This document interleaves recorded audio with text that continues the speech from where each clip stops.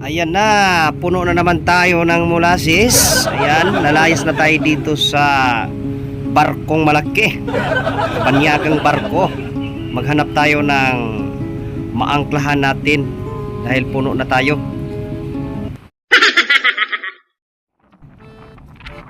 Ayan, weather chick. Ayan, napakaganda ng kalangitan. May nakikita tayong asul sa kalangitan. At yung dagat naman, yan, walang kaalon-alon. Mag weather check tayo dahil tayo ay pull out na dahil puno na yung ating barge ng molasses ulit. Walang kamatayang molasses. Ayan. So ayan, tinatanggal na yung mga hose. Yung hose natin, ayan. Yan yung hose natin na nakakunik mula sa foreign vessel o barkong banyaga na may kargang molasses imported para dito sa atin. At siyempre di siya makadaong ng pier dahil mababaw ang pier. Sinisipside ito mga maliliit na mga domestic trade na mga kagaya natin, mga domestic vessel. Yan. So pag nakarga na yan, alis na tayo. Ayan, naikarga na yung ating hose na i-disconnect na. So ang natitira na lang yung ating mga lubid, yung ating mooring line. Tagal naman ng mga crew na ito na magtanggal ng mooring line. Sa totoo lang magmamadali ako dahil baka biglang aalon, no? Maganda mag pull out kaya wala pang alon.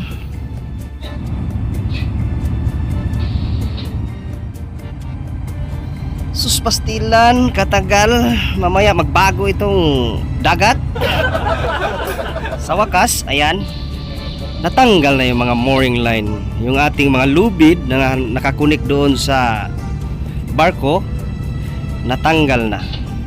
Naihulog na ng mga crew ng barko dito sa ating barge. Sa totoo lang, nagmamadali talaga ako, kasi konting hangin-hangin lang yan, biglang aalon yan, mahirapan tayo, maputol itong mga lubid nating nakakunik sa ating barge intag. Abante na tayo, nakaabante na tayo ng dahan-dahan, no? Ayan, dahan-dahan lang muna, dahan-dahan. Iyan.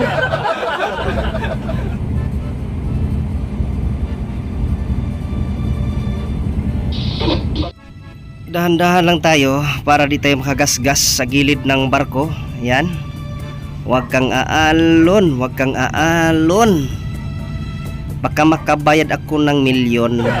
Huwag kang aalon, huwag kang aalon. Ayan, dahan-dahan lang yung ano natin. Pero yung ano na yan, yung distansya nila, ang distansya ng barge saka ng barko, nasa 2 meters na yan, sabi ng tao natin sa barge, yung barge patron, no? Pero dahan-dahan pa rin. Minor-minor lang muna. Pag lumagpas na, ayan, tudahan natin ng kaunti. Ayan.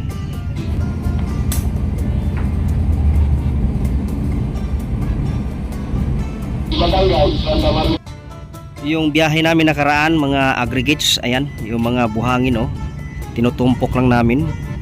Tapon namin yan sa lugar na pwedeng itapon. Ayan, puno na naman kami. Layas na kami, layas na dahil puno na naman kami ng molasses. Walang kamatayang molasses. Gawing alcohol panghalo sa alak. Imported molasses ang karga natin ngayon mula dito sa barko.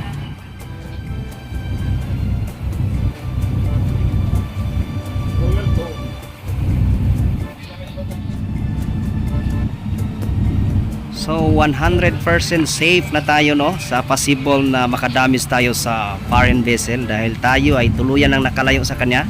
Laglag tayo ng angkla doon sa tabi.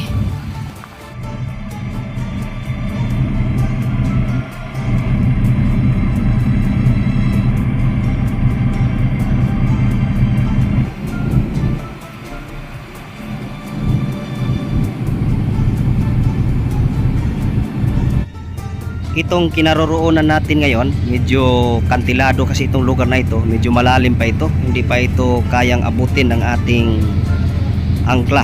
Kung kaya man, malalastra kasi malalim pa, no? Doon tayo sa tabi-tabi ng konti, mababaw-mabaw ng konti. Ayan, nakalaglag na tayo ng angkla, no? Ayan, no? Pumipigil na. Pagkatapos nating masiguro na yung angkla natin ay kumapit na at hindi na tayo matatangay ng alon o mapapadpad, yung rampa, yung hagdan natin dyan sa harap, kailangan ibaba din yan dahil pag may unos, malakas ang hangin. Isa yan sa dahilan bakit napapadpad yung mga LCTs o LCT type na birds, kasi parang naging layag yan sa hangin eh.